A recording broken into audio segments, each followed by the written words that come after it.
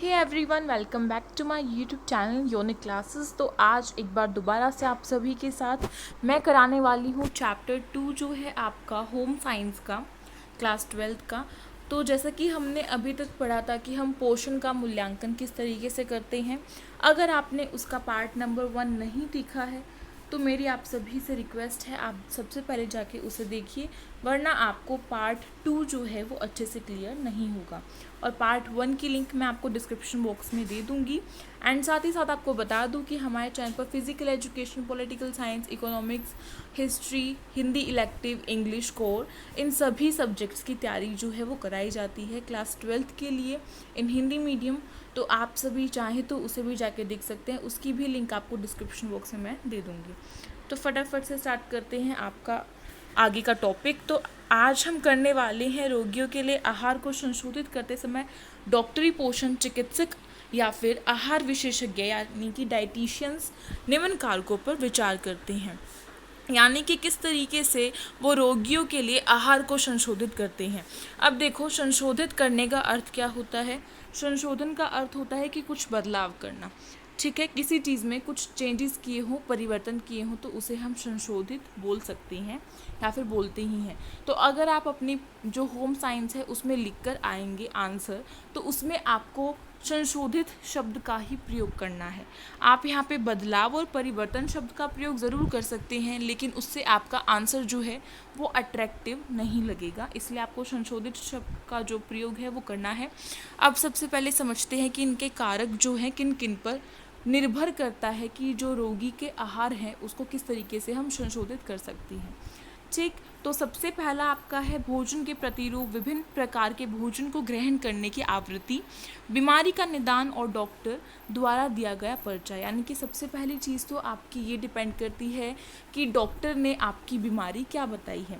देखो, डाइटिशियन नहीं पता लगा सकता कि आपकी बीमारी क्या है। अगर किसी को टीबी है, अगर किसी को कैंसर है, अगर किसी को मलेरिया है या डेंगू है, तो ये चीज़ आपका आहार विशेषज्ञ यानी कि डाइटिशियन जो है वो कभी भी बता नहीं सकता है, क्योंकि ये सारी चीज़ें आपको आपकी जांच यानी कि अगर आप कोई टेस्ट कराते हैं उसके थ्रू मिलती है, ठीक है। डाइटिशियन का काम केवल यही होता है कि वो आपके आहार की सूची तैयार करेगा और इस तरीके का आहार की सूची तैयार करे जिससे कि आपकी जो बीमारी है चाहे तो वो नियंत्रित हो जाए या फिर वो ख़त्म हो जाए, ठीक है। तो सबसे पहली चीज़ तो यही कि उसे ये पता लगाना होगा कि बीमारी आखिरकार है क्या। तो अगर आप कभी भी डाइटिशियन के पास जाते हैं तो आपको अपने डॉक्टर का जो प्रिस्क्रिप्शन होता है पूरा का पूरा, जो रिपोर्ट्स होती हैं वो लेकर जानी होती है। सेकंड आपका कारक क्या है, स्वास्थ्य की स्थिति और भौतिक दशा, जिसमें खाने, चबाने, निगलने, पचाने और अवशोषण करने की क्षमता सहित शारीरिक स्थिति, विभिन्न प्रकार के भोजन के सेवन की आवृत्ति, भूख की भावना और व्यक्ति की पसंद नापसंद। तो यहाँ से एक पॉइंट निकलता है व्यक्ति की पसंद और नापसंद। देखो, अगर हम एक आहार सूची तैयार करते हैं, मान लीजिए कोई व्यक्ति है ए, जिसकी मैं आहार सूची तैयार कर रही हूँ क्योंकि उसको क्या है, उसको मोटापा है, मोटापे से वो ग्रस्त है, इसीलिए मैं उसकी सूची तैयार कर रही हूँ कि भाई उसे पतला होना है या फिर उसे फिट होना है। तो वो क्या करना चाहता है, कुछ डाइट को फॉलो करना चाहता है जिससे कि अपने खाने में कुछ ना कुछ ऐसा बदलाव करके वो अपने आप को फिट करना चाहता है। तो उसके लिए मुझे ये चीज़ देखनी बहुत ज़रूरी है कि उसकी पसंद और नापसंद क्या है। जैसा कि मैंने आपको पार्ट 1 में बताया था, काफ़ी सारे एग्जाम्पल्स देकर व्यक्ति की पसंद और नापसंद पर ही निर्भर करता है कि वो आपकी आहार सूची को फॉलो करेगा या नहीं। अगर उसे पालक खाना या फिर उसे हरी सब्जी खाना या फिर गाजर खाना पसंद नहीं है तो वो उसे नहीं खा सकता, और इस केस में हमें इसकी आहार सूची में उसको ऐड नहीं करना है, ठीक। उसके बाद और भी काफ़ी सारे कारक जो हैं इस पर निर्भर करते हैं, जैसे कि व्यक्ति की बीमारी की स्थिति कैसी है। अगर वो खाने में, चबाने में या निगलने में उसको दिक्कत होती है तो हमें उसके लिए कुछ लिक्विड डाइट जो है वो बनानी पड़ेगी, लेकिन ऐसी लिक्विड डाइट जिससे कि उसको ऊर्जा पूरी तरीके से मिले, एनर्जी मिले, उसके अंदर किसी भी पौष्टिक तत्व की कमी ना हो, ठीक। उसके बाद फिर है भूख का एहसास या फिर शारीरिक गतिविधियाँ और जीवन शैली। और कारक निर्भर करता है भूख के एहसास पर। ऐसा भी हो सकता है कि हमारे पास कोई ऐसा व्यक्ति आए, कोई ऐसा रोगी आए जिसको भूख ही नहीं लगती, तो उसके लिए भी कुछ ऐसा हमें आहार सूची में परिवर्तन करना होगा, संशोधन करना होगा, जिससे कि वो उसको फॉलो कर सके। तो मेन चीज़ आपकी ये है कि ऐसी आहार सूची तैयार करना जो रोगी क्या करे, अच्छे से उसको निभा सके, ठीक है। उसके बाद फिर है व्यवसाय, सांस्कृतिक, जातीय प्रथाओं, सामाजिक, आर्थिक पृष्ठभूमि और धार्मिक विश्वास। तो यहाँ से धार्मिक विश्वास आपका एक पॉइंट निकल के आता है। अब देखिए धार्मिक विश्वास का अर्थ क्या है। हमारा देश भारत, जिसमें कि काफ़ी सारे धर्म हैं, विविधताओं का देश है, बहुत सारे धर्म अपनाते हैं, अलग अलग जातियाँ बटी हुई हैं यहाँ पे, ठीक है। तो उसके अकॉर्डिंगली धर्म में क्या होता है, धर्म में ऐसा होता है कि हमें ये चीज़ नहीं खानी और ये हम खा सकते हैं, इस तरीके से बांटे गए हैं यहाँ पे।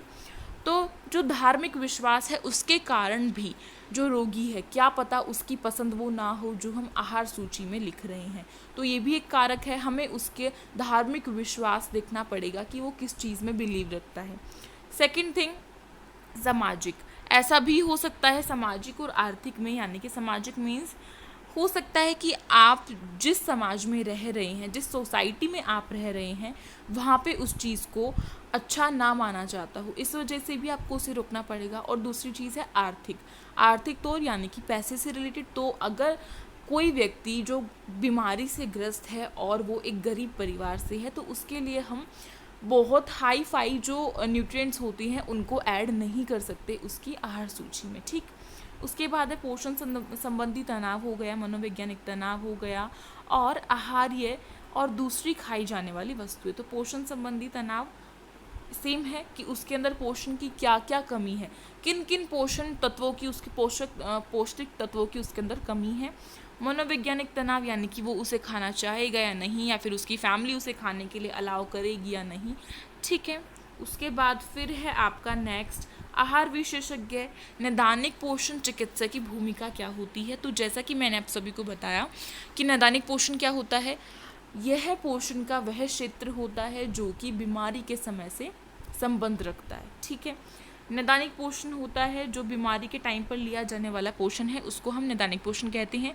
ये बात हम पार्ट नंबर 1 में पूरी अच्छी तरीके से समझ चुके हैं, ठीक।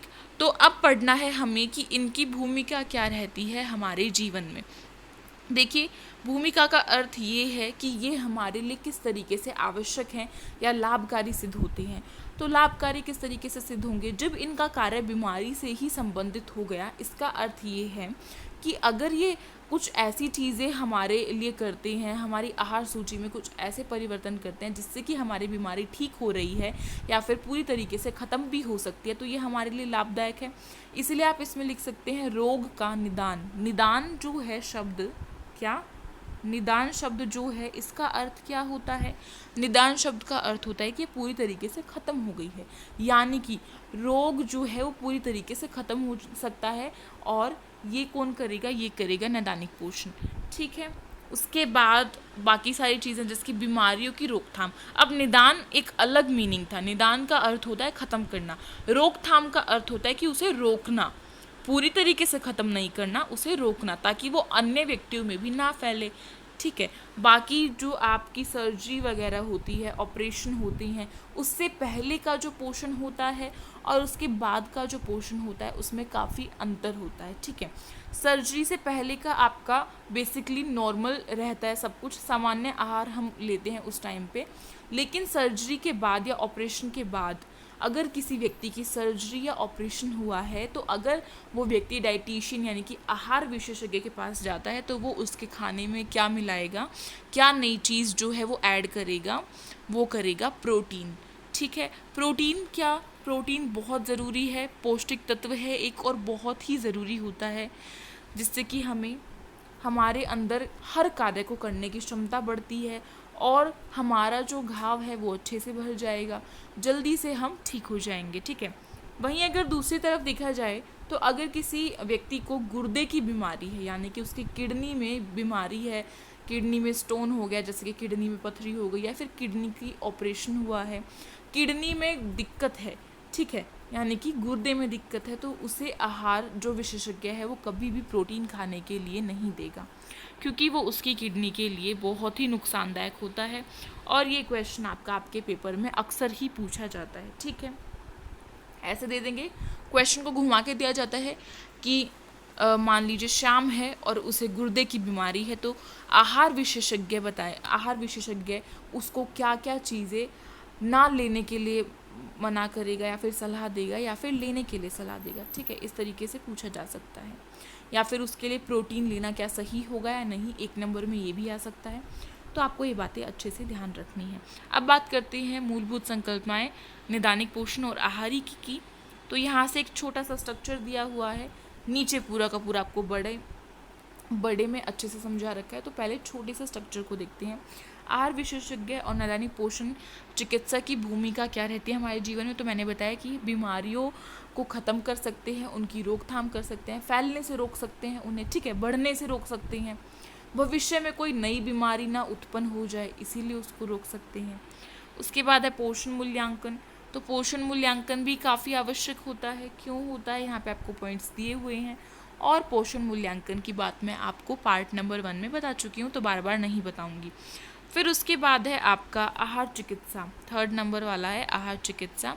आहार चिकित्सा के उद्देश्य क्या होते हैं, मरीज के भोजन की आवश्यकता के अनुसार आहार सूची का निर्माण करना। जो आहार चिकित्सा है यानी कि जो आहार विशेषज्ञ है आपका, उसका कार्य यह होता है कि वो मरीज़ की बीमारी तथा उसकी आवश्यकता के अनुसार उसके भोजन में कुछ ना कुछ परिवर्तन करके उसकी आहार सूची को तैयार करें, या फिर वर्तमान आहार में परिवर्तन और संशोधन करना। दीर्घकालिक व अल्पकालिक बीमारियों में आहार उपचार। दीर्घकालिक मैंने आपको बताया था जो लंबे समय तक चलने वाली बीमारी होती है, और अल्पकालिक यानी कि जो छोटे समय तक चलती हैं बीमारियां, ठीक है, तो उनका भी उपचार करना। और फिर है मरीज को निर्धारित आहार का अनुसरण करने की शिक्षा और परामर्श देना, यानी कि मरीज को शिक्षित भी तो करना पड़ेगा।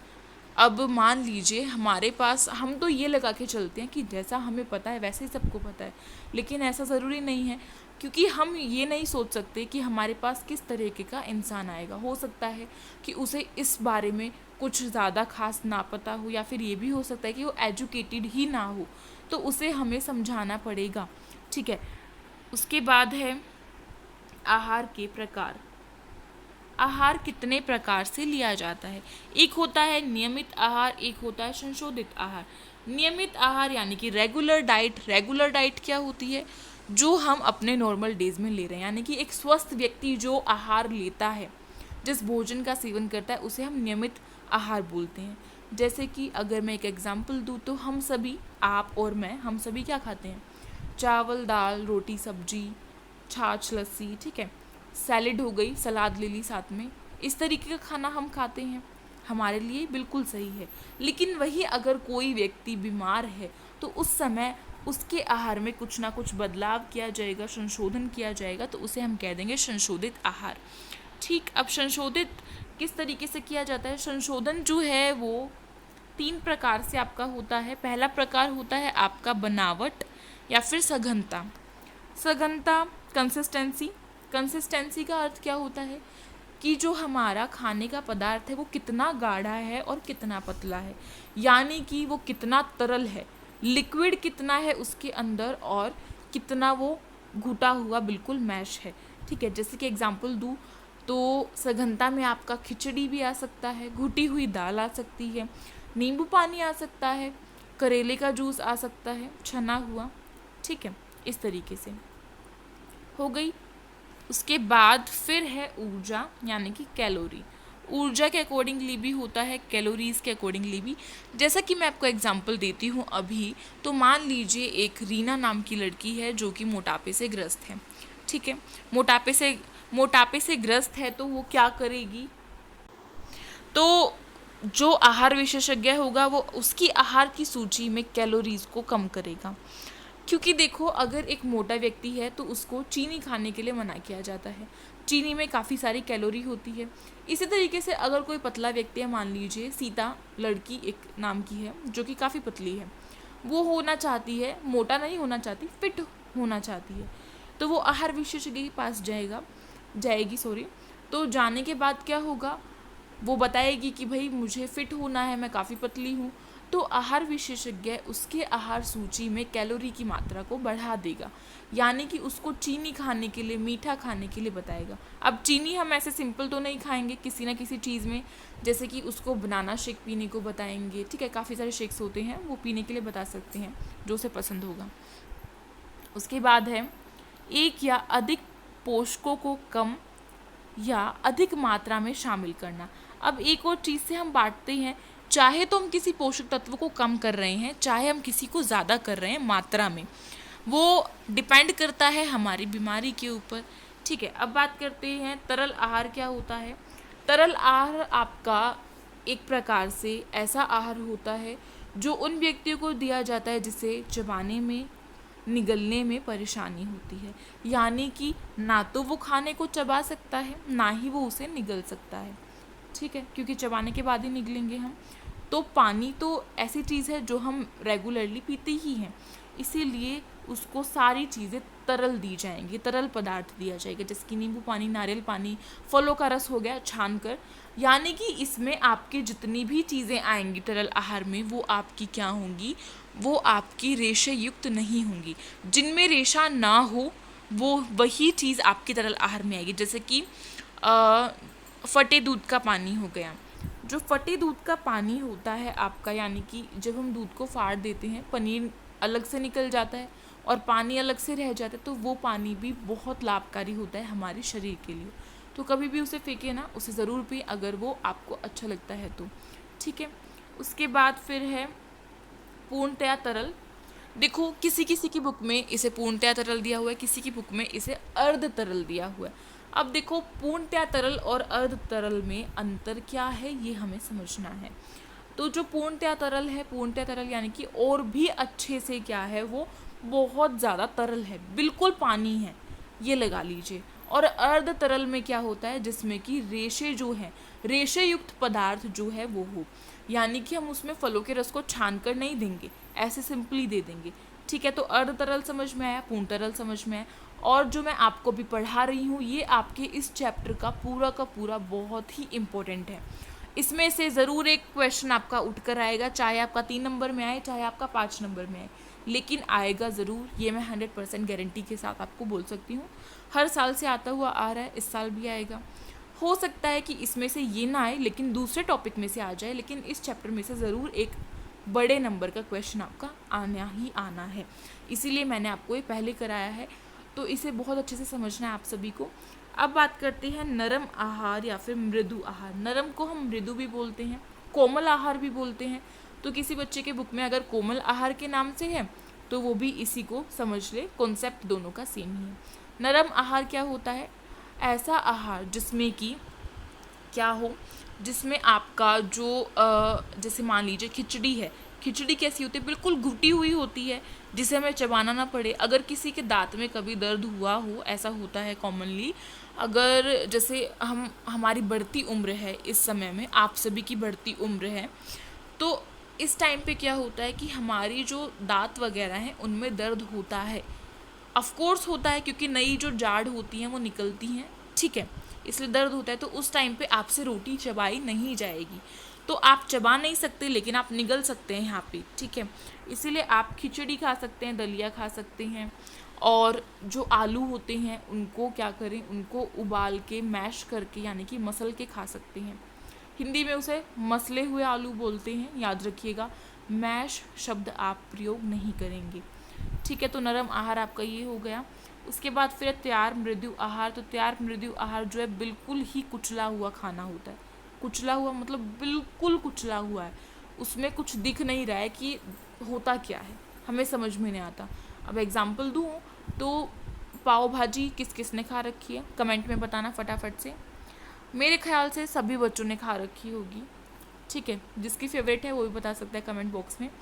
तो अब पाव भाजी की जो भाजी होती है आपकी, उसमें आपको ये पता लगता है कि इसमें क्या क्या सब्जी डली हुई है? हाँ, नहीं पता चलता होगा, क्योंकि वो जो सब्जियां होती हैं उनको बिल्कुल मैश कर दिया जाता है, बिल्कुल फोड़ दिया जाता है, बहुत छोटा छोटा, दिखता भी नहीं है, ऐसा लगता है जैसे कि हम ग्रेवी के साथ खाना खा रहे हैं, लेकिन असल में वो होती हैं बहुत सारी सब्जियां, और वो भी काफ़ी अच्छी सब्जियां। जैसे कि अगर मैं आपको बताऊं तो पाव भाजी के अंदर बैंगन डलता है, घिया डलता है, आलू डलता है, मटर डलता है, गोभी डलता है, ठीक है, बीन्स भी डाल सकते हैं, टमाटर डलता है, इतनी सारी सब्जियां उसमें डल रही हैं। शायद आप में से किसी बच्चे को बैंगन, आलू या फिर जो घिया है वो पसंद ना हो, सबकी पसंद अलग अलग होती है, लेकिन आप पाव भाजी को बड़े चाव से खाते हैं। क्यों खाते हैं? क्योंकि आपको वो दिख नहीं रहा कि उसमें क्या है। तो मेरा समझाने का जो मेन मोटिव है वो बस यही है कि तैयार मृदु आहार क्या होता है। तैयार मृदु आहार ऐसा आहार होता है जिसमें कि सारी चीज़ें बिल्कुल अच्छी तरीके से मैश की हुई दिख भी नहीं रही हैं, ठीक। अब इसी के साथ बहुत से बच्चों की बुक में एक और आपको दिया हुआ होता है सामान्य आहार। सामान्य आहार आपका क्या होता है? सामान्य आहार वो आहार होता है जब रोगी जो है उसकी बीमारी ख़त्म हो चुकी है, वो स्वस्थ हो चुका है, उस टाइम पे उसको जो खाना होता है बिना तेल और मिर्च मसाले का खाना, उसको हम सामान्य आहार के अंदर डाल देते हैं। क्लियर? तो आपका ये वाला टॉपिक पूरा का पूरा हो चुका है। आई होप अब और ज़्यादा समझाने की ज़रूरत नहीं है। फटाफट से रिवाइज करते हैं। आहार के कितने प्रकार होते हैं? 2 प्रकार, नियमित आहार या फिर सामान्य आहार, और संशोधित आहार या फिर चिकित्सीय आहार। अब इनकी जो संशोधित आहार है उनको 3 प्रकार से बांटा गया है, ठीक है। बनावट या सघनता पर, ऊर्जा यानी कि कैलोरी पर, और पोषक तत्वों की अधिकता या फिर कमी पर। ऐसे ही जो नियमित आहार है, संतुलित आहार में स्वस्थ व्यक्तियों की ज़रूरत को पूरा करने के लिए सभी खाद्य पदार्थ समूह जो है शामिल होते हैं। जैसे कि मैंने एग्जाम्पल दिया, दाल, चावल, रोटी, सब्जी, बाकी जो भी चीज़ आप ऐड करना चाहें। उसके बाद है संशोधित आहार। संशोधित आहार आपके कितने प्रकार के होते हैं? संशोधित आहार आपके क्या होते हैं? संशोधित आहार आपके 3 प्रकार के होते हैं, मैं बता चुकी हूँ, ठीक। उसके बाद जो सघनता वाला है आपका, सघनता यानी कि जो बनावट वाला आपका है संशोधित आहार में से, उन्हीं के अंदर के पार्ट्स हैं ये तरल आहार और नरम आहार या फिर कोमल आहार जिसको हम बोलते हैं। सामान्य आहार हो गया, और आपका एक और होता है तैयार मृदु आहार, ठीक है, इस तरीके से, या फिर अर्ध तरल आहार या फिर पूर्णतया तरल आहार। क्लियर है? एग्जाम्पल्स पिक्चर्स देख के समझना है तो ये देखिए पिक्चर्स, यहाँ पे आपको दिख रहा होगा तरल आहार में आपको क्या क्या चीज़ें दी हुई हैं। ये यहाँ पे बीट रूट का जूस है यानी कि चुकंदर का जूस, जो कि काफ़ी फ़ायदेमंद होता है। अगर किसी के अंदर खून की कमी है तो उसे ज़रूर पीना चाहिए। ऑरेंज जूस यहाँ पे आपको दिख रहा है, तो ये क्या है? तरल आहार है। नरम आहार के अंदर क्या आता है? नरम आहार के अंदर आता है आपका जो थोड़ी मैश की हुई चीज़ है, जैसे कि साबूदाने की खीर हो गई, सूजी की खीर हो गई, और आपका हलवा हो गया, ठीक है, इस तरीके से। गाजर का नहीं, सूजी का या बेसन का। तैयार मृदु आहार में क्या है? तैयार मृदु आहार जो है उसमें बिल्कुल अच्छे तरीके से सारी चीज़ों को मैश कर दिया जाता है, जैसे कि यहाँ पे मिक्सर में किया गया है, सभी जो जूस हैं उनको मिलाकर। पूरा इसको तरल नहीं करेंगे लेकिन कुछ मात्रा में करेंगे। अब बात करते हैं भोजन देने के तरीके, और ये जो आपका टॉपिक है ये इस चैप्टर का बहुत ही इम्पोर्टेंट टॉपिक है, स्टार कर लीजिए। ये समझ लिया तो मान लीजिए आपके कम से कम इस चैप्टर में से 3 नंबर तो पक्के हैं, क्योंकि एक क्वेश्चन इसके ऊपर तो ज़रूर बन के आएगा कि भोजन देने के तरीके बताएं, और या फिर जो नली द्वारा भोजन है और अंतःशिरा द्वारा भोजन है इसमें अंतर करें, इस तरीके से तो करना ज़रूरी है। स्टार्ट करते हैं। आपका भोजन देने के जो तरीके होते हैं उसमें बेसिकली हमारे 3 तरीके आते हैं। कितने? 3 तरीके आते हैं, ठीक है। अब सबसे पहला तरीका होता है मुंह के द्वारा भोजन खिलाया हुआ या फिर मुंह के द्वारा भोजन दिया गया। मुंह के द्वारा यानी कि जो हम नॉर्मली मुंह से खाना खाते हैं वही सेम है, वही सेम प्रोसेस है। और जो मुंह के द्वारा दिया गया भोजन होता है उसे बेस्ट माना जाता है, सबसे अच्छा तरीका माना जाता है एक रोगी को देने के लिए, ठीक। लेकिन वहीं अगर रोगी जो है, अगर उसका गैस्ट्रोरेटरी सिस्टम जो है वो वीक है या फिर वो काम नहीं कर रहा है, यानी कि वो पचा नहीं सकता है अपने खाने को, उसका जठ यांत्र जो सिस्टम है वो ठीक नहीं है। क्या? जठ यांत्र सिस्टम जो है उसका ठीक नहीं है और वो खाने को पचा नहीं सकता है, तो उस टाइम पे क्या दिया जाता है? उस टाइम पे उसको दिया जाता है अंतःशिरा द्वारा खाना। किसके द्वारा? अंतःशिरा द्वारा। अंतःशिरा क्या होती है ये आप सभी ने देख रखा है, हॉस्पिटल्स में जाते होंगे, काफ़ी सारे वहाँ पे ऐसे पेशेंट मिलते होंगे आपको जिनके हाथ में कुछ इस तरीके की ड्रिप लगी हुई होती है। देखो ये एक तो ये पचाने वाले कारण से भी लगी होती है, दूसरा लगी होती है ये किस कारण से? अगर रोगी बेहोशी की हालत में है, यानी कि उसको हम किसी भी तरीके से खाना नहीं दे सकते हैं, तो उसको कुछ ना कुछ तो ऐसा देना पड़ेगा जिससे कि वो ज़िंदा रहे, उसके अंदर एनर्जी हो, ऊर्जा हो, ठीक है। इसीलिए हम ड्रिप के माध्यम से उसको क्या देते हैं, उसको हम देते हैं ग्लूकोज, ठीक। ग्लूकोज जो है उसे पचाने की आवश्यकता नहीं होती, क्योंकि हमारी बॉडी खाने को पचाकर ग्लूकोज में जो चेंज करती है, कन्वर्ट करती है, ठीक। क्लियर है। अब बात करते हैं कि किस तरीके से लगाया जाता है। तो ये आपको लाइन ज़रूर लिखनी होगी कि इसे नस में ड्रिप माध्यम के द्वारा जोड़ा जाता है, ठीक है। नस में किससे? ड्रिप माध्यम के द्वारा। अब बात करते हैं नली द्वारा। नली द्वारा भोजन कैसे दिया जाता है? एक नली होती है, फूड पाइप होती है आपकी नली, उसे आपकी नाक से जोड़ दिया जाता है। नाक जो होती है उससे जोड़ देंगे और उसके माध्यम से खाना जो है वो आपके शरीर के अंदर जाएगा, ठीक है। अब बात करते हैं कि इसमें एक खासियत क्या है। देखिए, अंतःशिरा में क्या था आपका, अगर गैस्ट्रोरेटरी सिस्टम जो है वो ठीक नहीं है, जठरांत्र सिस्टम अगर आपका ठीक नहीं है, तो उस टाइम पे आपको अंतःशिरा से दिया जाएगा। लेकिन वहीं अगर आपका जो शरीर है वो खाने को पचा सकता है, आपका गैस्ट्रोरेटरी सिस्टम ठीक है, जठरांत्र जो सिस्टम है वो ठीक है, उस टाइम पे आपको दिया जाएगा कौन सा? नली के द्वारा खाना। किससे? नली के द्वारा। तो ये बात आपको बहुत अच्छे से याद रखनी है। बाकी यहाँ पे सब कुछ लिखा हुआ है, आप सभी देख सकते हैं। भोजन देने का सबसे अच्छा तरीका मुंह के द्वारा, नली के द्वारा और अंतःशिरा का मैं बिल्कुल अच्छे से आपको पूरे तरीके से आपको क्लियर कर चुकी हूँ। यहाँ से इसे पढ़िए और स्क्रीनशॉट ले लीजिए। अब बात करते हैं चिरकालिक रोगों की रोकथाम। चिरकालिक का अर्थ मैंने आपको पार्ट 1 में बताया था क्या होता है। फटाफट से मुझे कमेंट बॉक्स में कमेंट करके बताओ अगर याद है तो। आई थिंक सभी ने कर दिया होगा, काफ़ी इजी वर्ड है। इसका अर्थ होता है लंबे समय तक चलने वाली बीमारियां। दीर्घकालिक हो या चिरकालिक हो, दोनों ही लंबे समय तक चलती हैं, ठीक। अब ऐसे रोग जो लंबे समय तक चलते हैं, जैसे कैंसर हो गया, टीबी हो गई, डेंगू हो गया, मलेरिया हो गया, टाइफाइड हो गया, वायरस हो गया, चिकनगुनिया हो गया, ठीक है। ऐसी जो बीमारी हैं उनको किस तरीके से रोका जा सकता है? सबसे पहला आपका आता है सही आहार या फिर अच्छा पोषण लेना, स्वस्थ आपकी जीवन शैली हो। इस तरीके से हम अपने जो चिरकालिक बीमारियां हैं उनका नियंत्रण कर सकते हैं, ठीक है। बाकी आप नैदानिक पोषण जो होता है, चिकित्सक होता है, आहार विशेषज्ञ होता है, उससे परामर्श ले सकते हैं। उसके बाद है उदाहरण दिए हुए हैं, जैसे मोटापा, कैंसर, मधुमेह और हृदय रोग हो गया, HIV एड्स हो गया और अति तनाव। अब बात करते हैं डॉक्टरी पोषण और आहारिकी का अध्ययन व्यवसायिकों को निम्न के लिए सक्षम बनाता है। अब डॉक्टरी पोषण और आहारिकी जो है, अगर आप उसे व्यावसायिक तौर पर देखें तो आप किस तरीके से कर सकते हैं? रोगियों की पोषण संबंधी आवश्यकता को पूरा करने के लिए आहार योजना बनाना, विभिन्न रोग स्थितियों में आहार को संशोधित करना, ठीक है। उसके बाद खिलाड़ियों के लिए अंतरिक्ष में जो जाने वाले हैं और काफ़ी सारे अलग अलग जो कार्य ऐसे कर रहे हैं, उनके लिए भी आपको आहार योजना बना सकते हैं। डॉक्टरी पोषण या फिर आहार विशेषज्ञ बनते हैं तो अस्पताल में भर्ती हो सकते हैं। जो अस्पताल है उसमें आप आहार विशेषज्ञ की नौकरी पे कार्य कर सकते हैं। यहाँ से आपको कार्य क्षेत्र भी पता चल रहे हैं और ये भी अक्सर पूछा जाता है। आप स्कूल्स में काम कर सकते हैं, अनाथ आलय में यानी कि जो अनाथ आश्रम होते हैं उनमें काम कर सकते हैं, वृद्ध आश्रम में आप काम कर सकते हैं। जहाँ पर खाने की बात आ जाए वहाँ पर एक नैदानिक पोषण और आहार विशेषज्ञ कार्य कर सकता है।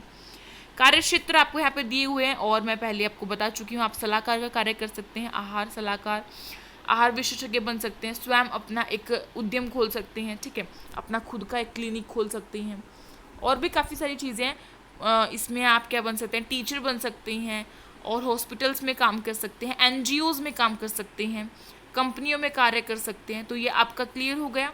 अब है नैदानिक पोषण और आहारिकी में जीविका। तो ज्ञान व कौशल की आवश्यकता, आपको किन किन चीज़ों का ज्ञान होना चाहिए यहाँ पे आपको दिया हुआ है। विषय क्षेत्रों जैसे पोषण, खाद्य विज्ञान, खाद्य माइक्रोबायोलॉजी और रसायन या फिर जीव विज्ञान, भौतिक शरीर विज्ञान, जैसे जो भी ये विज्ञान होते हैं इन सभी का आपको क्या होना चाहिए? इनका आपको ज्ञान होना चाहिए, यानी कि इनके बारे में पता होना चाहिए। रोग की स्थिति में शारीरिक परिवर्तन किस तरीके से होता है इसका ज्ञान होना चाहिए। जो पौष्टिक तत्व हैं उनके बारे में आपको ज्ञान होना चाहिए कि किसकी मात्रा ज़्यादा देनी है, किसकी कम देनी है, इस तरीके से। तो क्लियर है। उसके बाद है आहार जो है नैदानिक पोषण और आहारी कीमत जीविका, उसमें आपका आता है ये कौशल आपके लिए आवश्यक है, तो इन्हें आप ज़रूर पढ़िएगा। बाकी मैं आपको करा ही चुकी हूँ। उसके बाद बात करते हैं आपका आहार विशेषज्ञ बनने के लिए योग्यताएं आपके पास क्या क्या होनी चाहिए। योग्यता का जब सवाल आता है यानी कि आपके पास क्या क्या डिग्रियां होनी चाहिए। डिग्री क्या क्या होनी चाहिए? डिग्री की बात करें, सबसे पहले आपकी 10th और 12th पास होनी चाहिए, ठीक है, होम साइंस से। उसके बाद आहार विशेषज्ञ बनने के लिए आपको क्या करना पड़ेगा? आपको बीएससी करनी पड़ेगी, ठीक। बीएससी आप चाहे जीव विज्ञान में, जैव विज्ञान, जैव रसायन में करें, खाद्य विज्ञान में करें, ठीक है, इन सभी में करना पड़ेगा। यानी कि एक स्नातकोर डिग्री लेनी पड़ेगी, ग्रेजुएशन करना पड़ेगा आपको।